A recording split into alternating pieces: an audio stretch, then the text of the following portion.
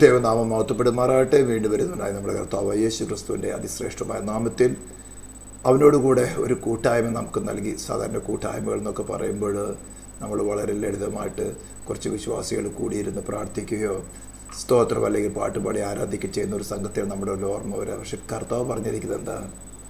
2-3 പേർ എൻ്റെ നാമത്തിൽ കൂടി വരുന്നിടത്തേക്കും അവരുടെ മധ്യത്തിൽ ഞാനുണ്ടാവും. എങ്ങനെയാണ് ഉണ്ടാകുന്നത്? സ്തോത്രം 7 നക്ഷത്രങ്ങളെ വലയം കേക്കി പിടിച്ച് 7 നിലവിളക്കുകളുടെ നടുവിൽ ഉലാവുന്നവൻ എന്ന് പറഞ്ഞാൽ 7 കാലഘട്ടത്തിലെ സഭകളിലും 2-3 പേർ, അധികം പേരൊന്നും വേണ്ട, അവൻ്റെ നാമത്തിൽ അവൻ്റെ ഹിതപ്രകാരം കൂടി വരുന്നിടത്ത് തേജോമയനായ കർത്താവുണ്ട്. നമ്മുടെ ഭാരങ്ങൾ അറിയുന്നവൻ, നമ്മൾ പോകേണ്ടുന്ന വഴി അറിയുന്നവൻ, ശത്രുവായൊരു ദുഷ്പ്രവൃത്തികരെ നമുക്കെതിരായി കെണികൾ വയ്ക്കുന്ന അറിയുന്നവൻ, അതിനെയൊക്കെയും ഓവർകം ചെയ്യുവാൻ തക്കവണ്ണം സ്വർഗത്തിലും ഭൂമിയിലും എന്തിനേയും എന്ത് ചെയ്യുവാൻ അധികാരമുള്ളവനായി നമ്മുടെ ജീവദാതാവായ നമ്മെ നമുക്കുള്ള സകലത്തെയും വീണ്ടെടുത്തവനായി കരുതുന്നവനായി സ്നേഹിക്കുന്നവനായി ഞാൻ ഒരു നാൾ നിന്നെ കൈവിടുകയില്ല, ഉപേക്ഷിക്കുമില്ല വാഗ്ദത്തം ചെല്ലുവാൻ. ഭയപ്പെടേണ്ട, ഭ്രമിച്ച് നോക്കേണ്ട, ഞാൻ നിൻ്റെ കൂടെ കൂടെയുണ്ടെന്ന് അറിയവൻ നമ്മുടെ കൂടെയുണ്ട്. അതാണ് കൂട്ടായ്മ എന്ന് പറയുന്നത്. ക്രിസ്തുവിനോട് കൂടെ കൂട്ടായ്മയില്ല, മറ്റു കൂട്ടായ്മകളൊന്നും കാര്യമില്ല. തലയില്ലാത്ത ശരീരത്തിന് എന്താ സംഭവിക്കുന്നത്? ജീവൻ അറ്റുപോകും, കുറച്ച് കഴിയുമ്പോൾ ചീർക്കും, അത് കഴിയുമ്പോൾ നാറ്റം വയ്ക്കും. ഇതുപോലെയാണ് ക്രിസ്തുവില്ലാത്ത സഭകളും. ജീവൻ അറ്റുപോകും, അത് കഴിയുമ്പോൾ ജഡത്തിൽ അങ്ങ് ചീർക്കും. പിന്നെ അവിടെ രാഷ്ട്രീയം, വേൾഡ് പൊളിറ്റിക്സ്, അത് ഇതൊക്കെ ഉണ്ടാവും. ചേർത്ത് കുറച്ച് കഴിയുമ്പോൾ അങ്ങ് നാറ്റം വയ്ക്കും, വേൾഡ് കാര്യം കടന്നു വരും. ഇന്ന് നമുക്ക് കൺമുമ്പിൽ കാണാൻ പറ്റുന്നതാണ്. അത് ദൈവസഭയല്ല. അവിടെയാണ് ഈ ഒടുവിൽ കർത്താവിലും അവൻ്റെ അമിത ബലത്തിലും ശക്തിപ്പെടുമെന്നുള്ള ഉപദേശം കുറച്ച് നാളുകളായിട്ട് നമുക്ക് പറയേണ്ടി വരികയാണ്. എന്തുകൊണ്ടാണ് കർത്താവിൻ്റെ അമിത ബലം നമ്മളിൽ വ്യാപരിക്കാത്തത്? എന്തുകൊണ്ടാണ് കർത്താവിന് നമുക്ക് ശക്തിപ്പെടാൻ പറ്റാത്തത് എന്നുള്ള വിഷയങ്ങളായിരുന്നു കഴിഞ്ഞ ദിവസം ചിന്തിച്ചു വന്നത്. സ്തോത്രം. അതിനകത്ത് നമ്മൾ എഫേസ് ലേഖനം, കൊളോസ്യ ലേഖനം ചേർത്താണ് പഠിച്ചുകൊണ്ടിരിക്കുന്നത്. വിശേഷ എഫേഷ്യൻസ് ചാപ്റ്റർ 4 വേഴ്സ് 24-25, അതുപോലെ കൊളോഷ്യൻസിലെ ചാപ്റ്റർ 3 വേഴ്സ് 10. എങ്ങനെയാണ് നമ്മൾ പുതുജീവൻ പ്രാപിക്കുന്നത്? ദൈവാനുരൂപമായി സൃഷ്ടിക്കപ്പെട്ട പുതുമനുഷ്യൻ നമ്മളിൽ എങ്ങനെയാണ് വരുന്നത് എന്ന കാര്യം നമ്മൾ ചിന്തിച്ചു. അവിടെ പറയുകയാണ് എഫേഷ്യൻസ്, മുമ്പിലത്തെ നടപ്പ് സംബന്ധിച്ച് ചതിമോഹങ്ങളാൽ വഷളായി പോകുന്ന പഴയ മനുഷ്യൻ. അപ്പം മുമ്പിലത്തെ നടപ്പെന്ന് പറഞ്ഞാൽ ചതിമോഹങ്ങളാണ്, ചതിവിലുണ്ടാകുന്ന മോഹങ്ങൾ.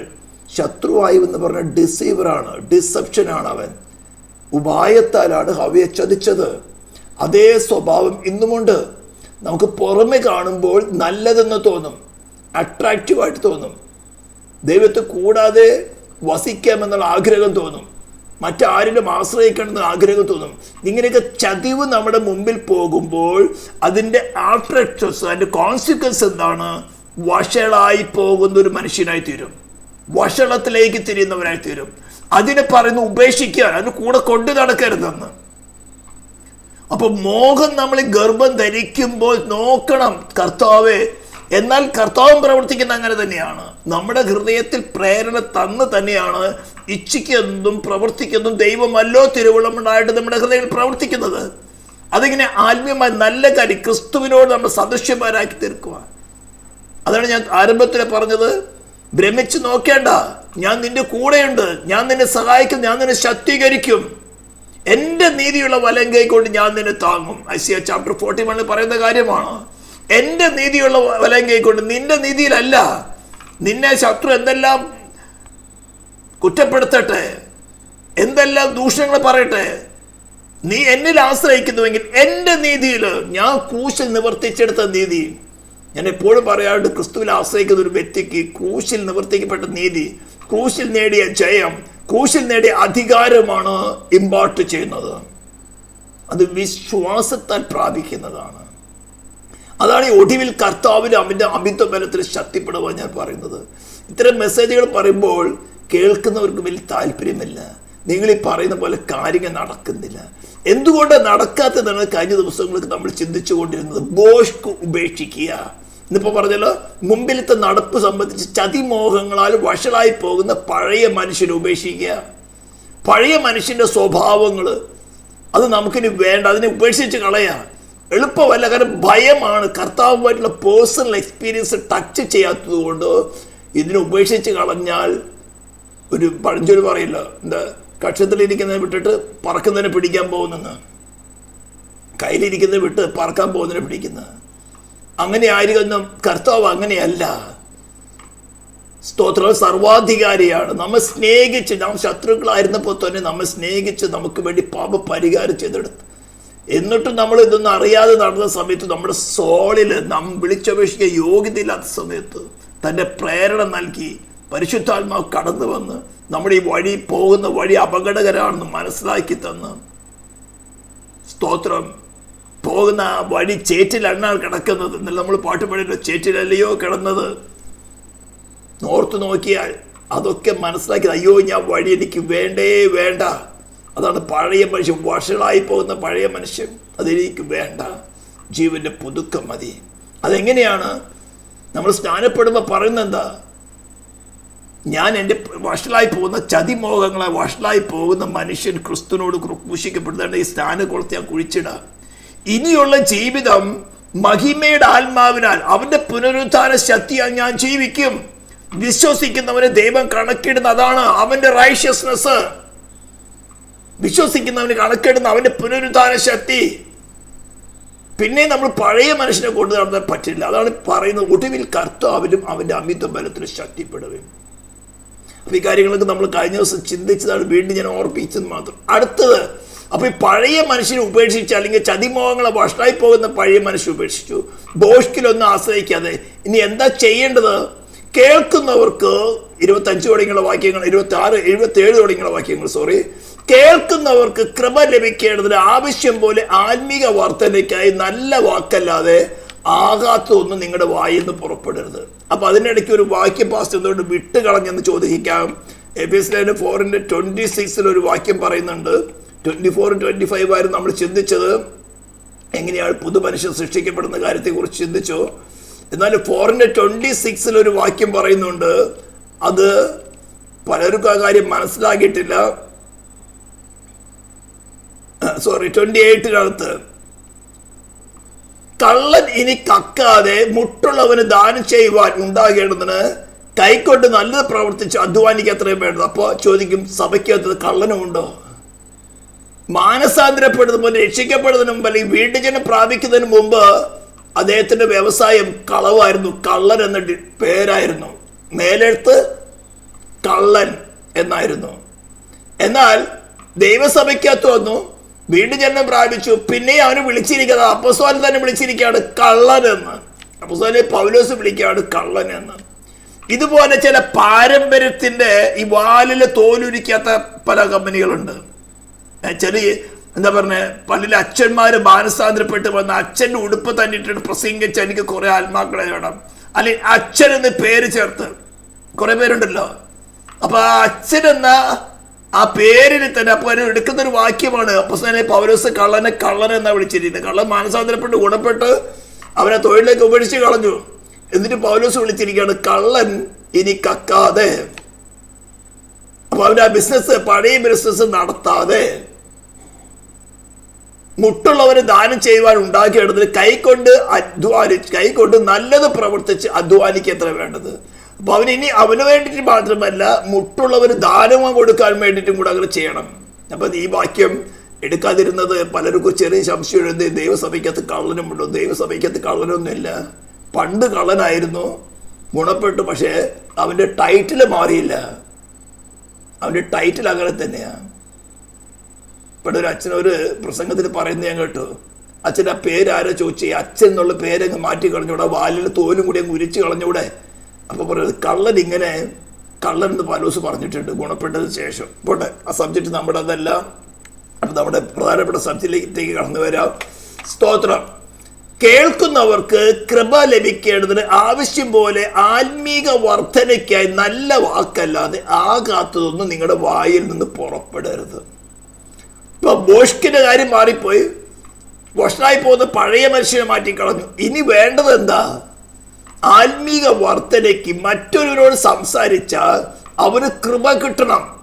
കൃപ ലഭിക്കേണ്ടതിന് ആത്മീക വർധനയ്ക്കായി നല്ല വാക്കല്ലാതെ ആകാത്തൊന്നും നിങ്ങളുടെ വായിൽ നിന്ന് പുറപ്പെടരുത്. ഒരു കൽപ്പനയായിട്ട് പറയാണ്. ഇതിൻ്റെ പുറകിൽ വലിയ കാര്യങ്ങൾ, ഈ ബാക്ക് ബൈറ്റിങ്, പുറകെ നിന്നുള്ള കുത്ത്, അങ്ങനെ ഒരു സംസാരം, ഇങ്ങനെ ഒരു സംസാരം, ആതൊരു സംസാരം. കേൾക്കുന്നവന് കൃപയല്ല ലഭിക്കുന്നത്, കേൾക്കുന്നവൻ കർത്താവിനെ ത്യജിക്കുകയാണ്. ഇതാണോ ദൈവസഭ? ഇതാണോ വിശ്വാസി? എന്നാൽ നിന്നിൽ കൂടെ ക്രിസ്തു പ്രവർത്തിക്കുന്നത് കേൾക്കുന്നവർ കാണണം. നിന്റെ പ്രസംഗത്തിൽ ഒരു കാര്യമില്ല, കാണണം. ഇവന് ദൈവശക്തിയുണ്ട്. സ്വർഗത്തിലും ഭൂമിയിൽ സകല അധികാരമുള്ളവനാണ് ഇവന് വസിക്കുന്നത്.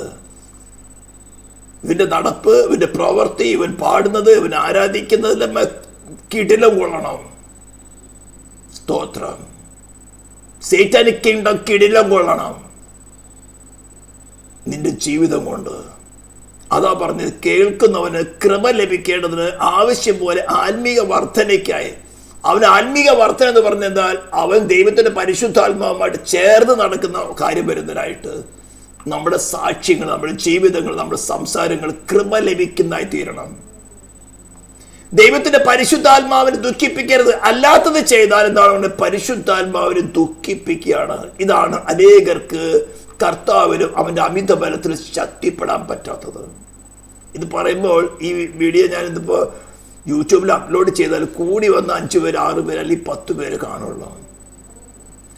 വേറൊരു വിഷയം, ഇപ്പൊ ഇസ്രായേലിനെ കുറിച്ച് വാറിന്റെ വിഷയമോ അല്ലെങ്കിൽ പെന്തിക്കോസ്തിനകത്ത് ആഭരണത്തിന്റെ വിഷയമോ കിട്ടും 1400 പേര്, 2000 പേരൊക്കെ കാണും. എങ്ങനെ നമുക്ക് കർത്താവിനോട് ചേർന്ന് കർത്താവിനും അവന്റെ അമിത ബലത്തിൽ ശക്തിപ്പെടാം? എങ്ങനെയാണ് യഥാർത്ഥ സുവിശേഷം നിന്റെ മുമ്പിൽ കൊണ്ടുവരുന്നത് പറയുമ്പോൾ ആർക്കും വേണ്ട.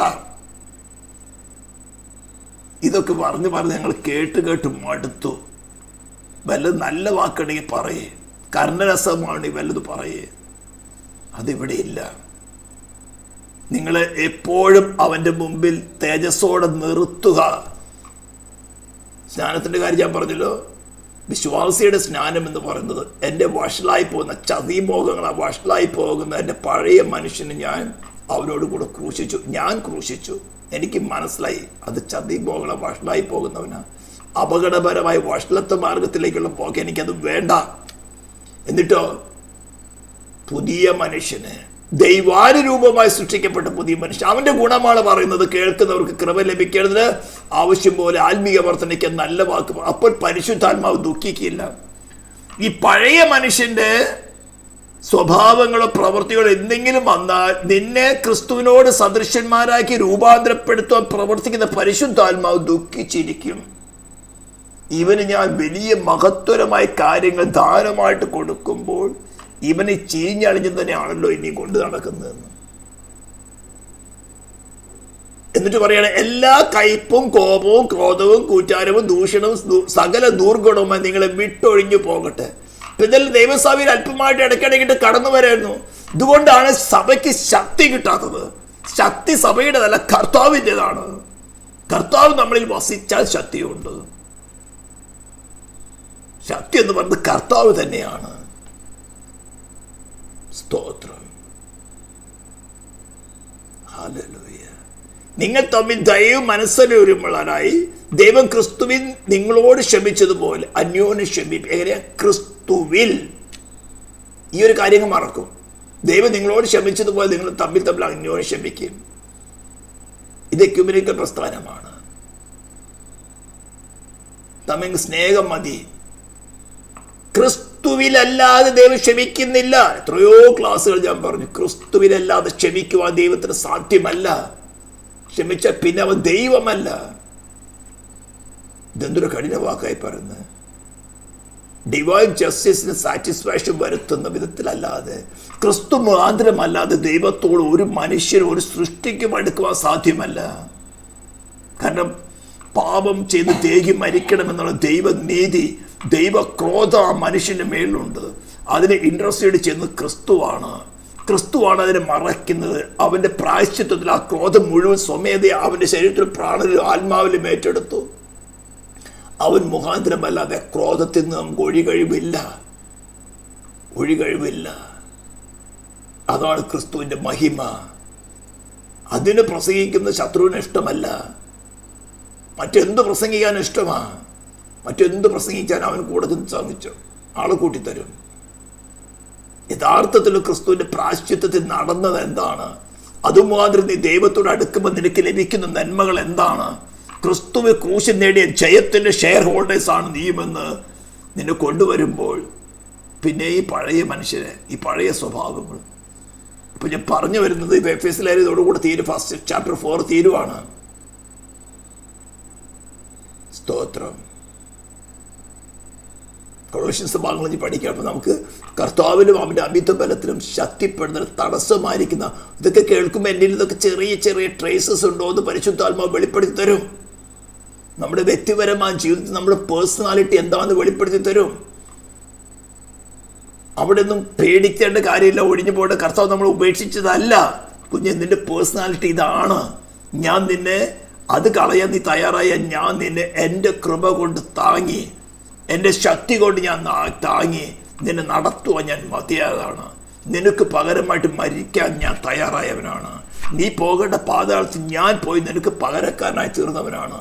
ഞാൻ നിന്നെ നിത്യസ്നേഹം കൊണ്ടാണ് സ്നേഹിച്ചിരിക്കുന്നത്. എനിക്ക് മാറാൻ പറ്റുകയില്ല. നീ പലപ്പോഴും അവിശ്വസ്തയായി തീർന്നാലും ഞാൻ വിശ്വസ്തനായി പാർക്കുന്ന എൻ്റെ സ്വഭാവം ഞാൻ തെറ്റിക്കുകയില്ല. ഞാൻ നിന്നോട് കൂടെയുണ്ട്. ഞാൻ നിന്നെ ശക്തീകരിക്കും. ഞാൻ നിന്നെ സഹായിക്കാം. എൻ്റെ നീതിയുള്ള വലം കൈ കൊണ്ട് ഞാൻ നിന്നെ താങ്ങാം. കബോൺ. സാധിക്കും. ഒരാഗ്രഹവും സമർപ്പണം ഉണ്ടായാൽ മതി. നമ്മുടെ കഴിവുകളിലൊന്നുമല്ല, അവന് സാധിക്കും. അസാധ്യങ്ങളെ സാധ്യമാക്കുന്നവന് അവൻ്റെ സ്നേഹത്തിൻ്റെ മുമ്പിൽ നമ്മളെ തന്നെ താഴ്ത്താം. എന്ന് പറഞ്ഞാൽ നമ്മുടെ കഴിവുകൾ വേണ്ടെന്നല്ല, നമ്മളെ ഉപയോഗിച്ചുകൊണ്ട് തന്നെയാണ് അവൻ പ്രവർത്തിക്കുന്നത്. അത് പറഞ്ഞാൽ ഇച്ഛിക്കുകയെന്നും പ്രവർത്തിക്കുകയെന്നും ദൈവമല്ലോ തിരുവുള്ളമുണ്ടായിട്ട് നമ്മെ പ്രവർത്തിക്കുന്നത്. എന്തിനു വേണ്ടിയാ? ക്രിസ്തുവിനോട് സദൃശ്യന്മാരാക്കി തീർക്കാൻ, ആ ക്രൂശിലെ ജയത്തിൻ്റെ ഷെയർ ഹോൾഡേഴ്സ് ആക്കാൻ. ദൈവമായ കർത്താവ് നമ്മളെ ശക്തീകരിക്കട്ടെ. ബലഹീനർ ഉണരട്ടെ. തളർന്നിരിക്കുന്ന മുഴങ്കാലുകളും ബലം പ്രാപിക്കട്ടെ. അവൻ്റെ സ്നേഹത്തിൽ നിന്ന് നമ്മൾ വ്യതിചലിക്കേണ്ട കാര്യമില്ല. വിശ്വാസത്തിൽ തകർച്ചപ്പെടേണ്ട കാര്യമില്ല. വിശ്വാസം ഒരിക്കൽ ലഭിക്കുന്നതാണ്. ആ കപ്പൽ തകർന്നാൽ പിന്നെ പണിയാൻ പറ്റില്ല. അതുകൊണ്ട് എൻ്റെ കർത്താവേ, ഈ ശരീരത്തിലെ വാസമൊന്നുമല്ല, നിൻ്റെ കൃപ മതി എന്ന് അവൻ്റെ മുമ്പിൽ നമുക്ക് തന്നെ താഴ്ത്താം.